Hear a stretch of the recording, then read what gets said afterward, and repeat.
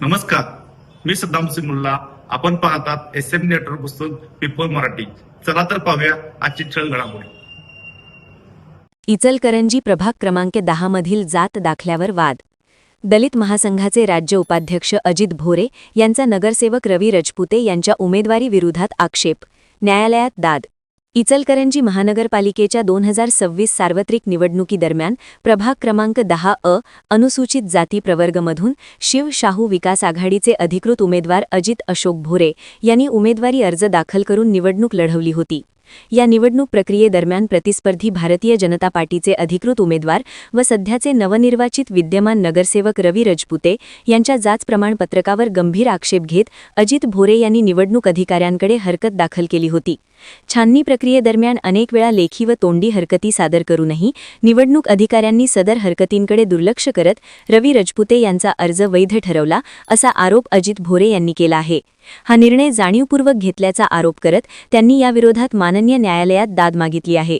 या प्रकरणाची न्यायालयाने गांभीर्याने दखल घेतली असून न्यायालयीन लढ्याच्या माध्यमातूनच न्याय मिळेल, असा विश्वास अजित भोरे यांनी आपल्या कार्यालय येथे पत्रकार परिषद घेऊन व्यक्त केला आहे.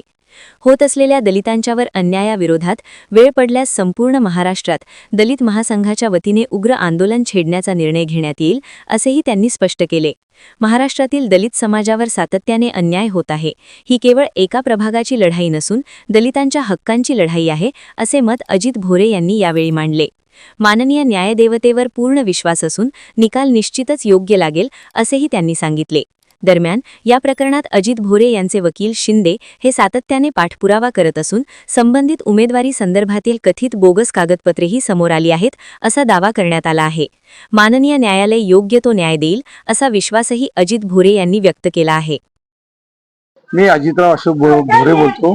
मी प्रभाग नंबर 10 मधील मी मांगासवर्गीमधून निवडणूक लढवला असून माझ्या निवडणुकीच्या काळात मी माझा विरोधक रवी राजपूत यांच्या विरोधात मी छाननीच्या टायमाला मी ऑडिट हरकत घेतलो होतो. त्यावेळेस त्या अधिकाऱ्यांनी आमच्या हरकतीची सुनावणी घेतली नाही व आमचं ऐकून घेतलं नाही आणि रविराज राजपूत यांनी वैध करून त्याची निवडणूक लढवण्यास त्यांनी हे केलं.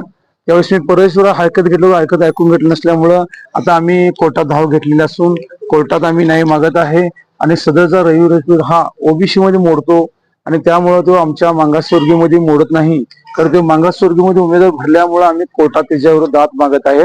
आणि आमच्याकडे भरकम पुरावा आहे त्याचे, असे की रविराज अब्दुल साहेबलाल अब्दुल रजपुते हा असा पुरावा मी कोर्टात आणि अनेक पुरावा मी कोर्टात दाखल करून आम्ही कोर्टात न्याय मागत आहे. इचलकरंजी सेशन कोर्टात आमचे दावा दाखल केलेला असून अनेक भरपूर आमच्याकडे पुरावे त्यांच्या विरोधात आहेत. सदरची निवडणुकीने बेकायदेशीर लढवलेले आहे आणि त्यामुळं मागासवर्गीय जर कोण खरं असेल त्याला न्याय मिळण्यासाठी आम्ही लढवत आहे.